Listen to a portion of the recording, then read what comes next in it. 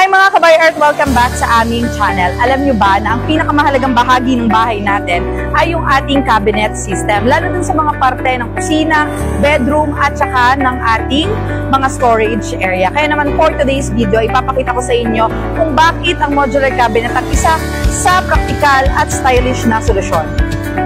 Dito sa aming warehouse, gumagamit kami ng ganitong klaseng mga panel saw para sa precision cutting at gumagamit rin kami ng high quality ng mga laminated boards para sa bawat modular cabinet. Dahil dito sa Firestone and Modular Cabinet, tinitiyak namin na matibay at eksakto ang bawat panel ng inyong modular cabinet.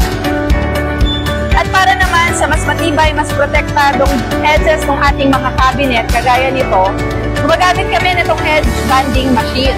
Lalo dun sa mga part na exposed sa moisture, kagaya ng kitchen at saka yung ating mga bathroom cabinets para maiwasan po natin yung swelling, maiwasan din yung singaw, at para maiwasan makapasok o makasira ng ating mga materyales.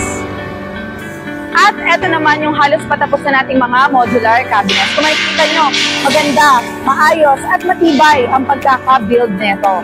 Ready na to install para sa inyong kwarto, bathroom, ay sa kitchen, o kahit pa sa opisina nyo.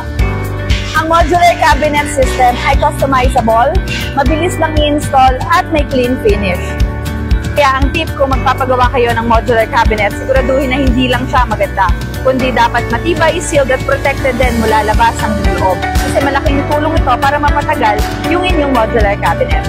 Kaya naman bumisita na kayo dito sa aming warehouse para makita nyo to ng personal.